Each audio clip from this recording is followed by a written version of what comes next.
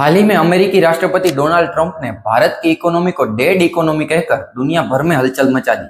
लेकिन सवाल यह है, क्या भारत की इकोनॉमी सचमुच डेड है या फिर यह ट्रंप का एक और बयानबाजी वाला तीर है? आज के इस वीडियो में हम तथ्यों और डेटा के साथ बात करेंगे कि भारत की इकोनॉमी कितनी मजबूत है और अमेरिका की इकोनॉमी कितने कर्ज में डूबी है। देखिए, डोनाल्ड ट्रंप का यह बयान कोई नई बात नहीं है।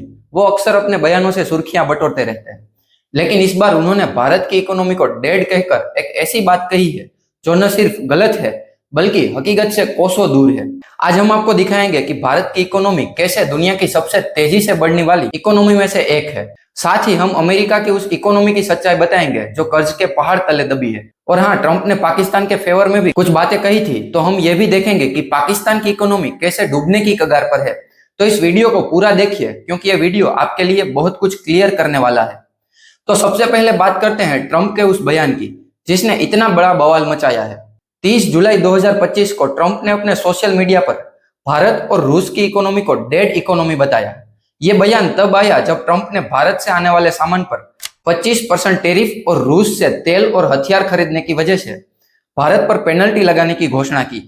ट्रंप का कहना था कि भारत के टैरिफ दुनिया में सबसे ज्यादा है और भारत अमेरिका ट्रेड में कोई बैलेंस नहीं है। लेकिन दोस्तों, यह बयान सुनकर क्या आपको नहीं लगता कि ट्रंप शायद कुछ ज्यादा ही जल्दबाजी में बोल गए? क्योंकि अगर हम फैक्ट्स को देखें तो भारत की इकोनॉमी डेड तो नहीं है, बल्कि कई दूसरे देशों के लिए डेडली जरूर है, क्योंकि हमारी इकोनॉमी दुनिया में सबसे तेजी से ग्रो कर रही है। और यह सिर्फ मेरा दावा नहीं है, बल्कि IMF, वर्ल्ड बैंक और दूसरी कई इंटरनेशनल एजेंसियों की रिपोर्ट बताती है। तो चलिए अब इन फैक्ट को एक एक करके समझते हैं। 29 जुलाई 2025 को IMF की world economic outlook report release हुई, जो कहती है कि भारत की जीडीपी ग्रोथ रेट साल 2025-26 में 6.4% है और साल 2026-27 में भी लगभग ये उतनी ही रहने की उम्मीद है। ये दुनिया की बड़ी इकोनॉमीज में सबसे तेज ग्रोथ रेट है। और अगर इसका कंपैरिजन अमेरिकन इकोनॉमी से किया जाए तो अमेरिका की जीडीपी ग्रोथ रेट सिर्फ 2% के आसपास है, यानी कि भारत की जीडीपी ग्रोथ रेट अमेरिका से 2 गुनी है। आज भारत दुनिया की चौथी सबसे बड़ी इकोनॉमी है और IMF और वर्ल्ड बैंक का अनुमान है कि जीडीपी के मामले में भारत अगले कुछ सालों में जापान को पीछे छोड़कर तीसरे नंबर पर होगा। साल 2024-25 में भारत की जीडीपी $3.9 ट्रिलियन के आसपास थी और 2030 तक इसके $5 ट्रिलियन तक पहुंचने की उम्मीद है। मैं नहीं मानता। अगर यह डेड इकोनॉमी होती तो इतनी तेजी से कैसे बढ़ती? भारत का फॉरेन एक्सचेंज $700 बिलियन के पार जा चुका है। यह दुनिया में चौथा सबसे बड़ा रिजर्व है। इसका मतलब है कि भारत के पास इतना पैसा है कि वो अपनी इंपोर्ट को आसानी से मैनेज कर सकता है और ग्लोबल मार्केट में हमारी क्रेडिबिलिटी काफी स्ट्रॉन्ग है। भारत का सर्विस सेक्टर, खासकर IT और डिजिटल इकोनॉमी दुनिया में धूम मचा रही है। भारत की IT इंडस्ट्री $250 बिलियन की है और यह हर साल 8 से 10% की रफ्तार से ग्रो कर रही है। UPI, जो भारत की डिजिटल पेमेंट सिस्टम है, दुनिया में सबसे ज्यादा इस्तेमाल होने वाला पेमेंट सिस्टम बन चुका है। साल 2024 में UPI ने 150 बिलियन ट्रांजैक्शन हैंडल किए, जो दुनिया में किसी भी देश से ज्यादा है। भारत का डिफेंस सेक्टर भी तेजी से आत्मनिर्भर हो रहा है। स्वदेशी हथियार जैसे तेजस फाइटर जेट और INS विक्रांत भारत की ताकत दिखाते हैं। मैन्युफैक्चरिंग में मेक इन इंडिया ने पिछले 10 साल में लाखों जॉब्स क्रिएट किए हैं। स्मार्टफोन प्रोडक्शन में भारत अब दुनिया का दूसरा सबसे बड़ा देश है। सोचिए, जो देश कभी दुनिया के सिर्फ 2% मोबाइल बनाता था, आज वो दुनिया में दूसरे नंबर पर है। अब इतने सारे फैक्ट्स देखने के बाद क्या वाकई भारत को डेड इकोनॉमी कहना सही लगता है?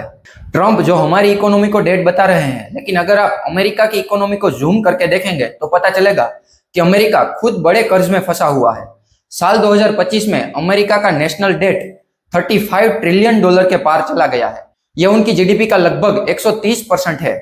आसान भाषा में कहे तो अमेरिका की कमाई से ज्यादा उनका कर्ज है। IMF की एक रिपोर्ट कहती है कि अगर अमेरिका ने अपने कर्ज को कंट्रोल नहीं किया तो 2030 तक यह $40 ट्रिलियन तक पहुंच सकता है।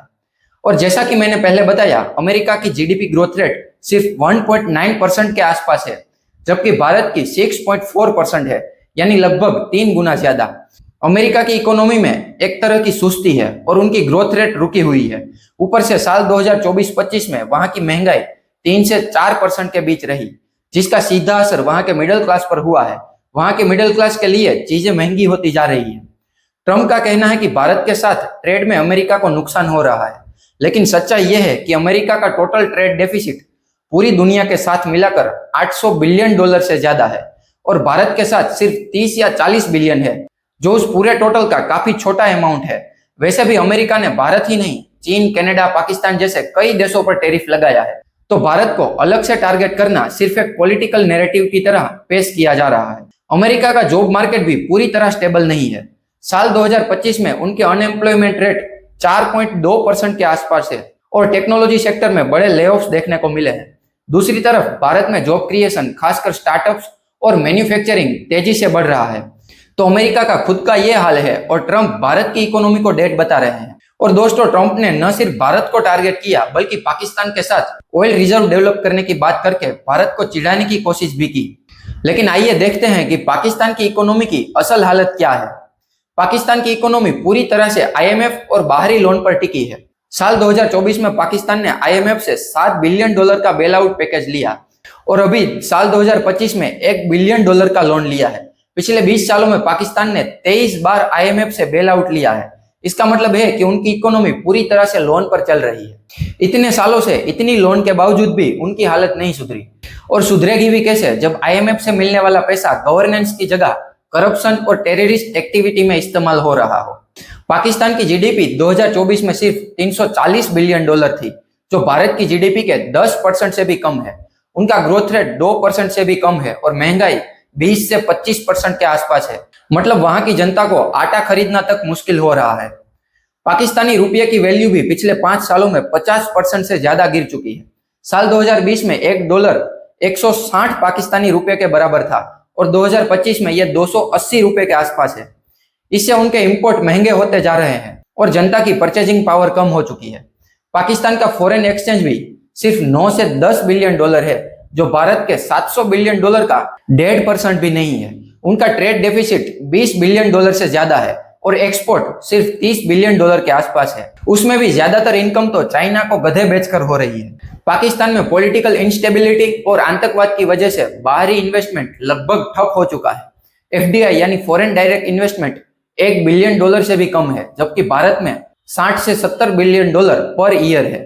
अब आप ही बताइए, जो देश आईएमएफ के लोन के बिना एक साल भी नहीं चल सकता और जहां आजादी के बाद से आज तक एक भी प्राइम मिनिस्टर अपना 5 साल का टेन्योर नहीं पूरा कर पाया, ट्रंप उसे फेवर कर रहे हैं और भारत को डेड इकोनॉमी बता रहे हैं।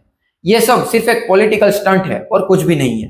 ट्रंप का यह बयान भारत के लिए एक चैलेंज जरूर हो सकता है, लेकिन भारत ने हमेशा ऐसे चैलेंज को मौके में बदला है।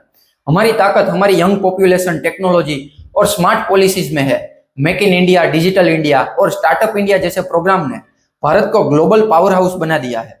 आईएमएफ और वर्ल्ड बैंक का मानना है कि अगले कुछ सालों में भारत $5 ट्रिलियन की इकोनॉमी बनने की राह पर है।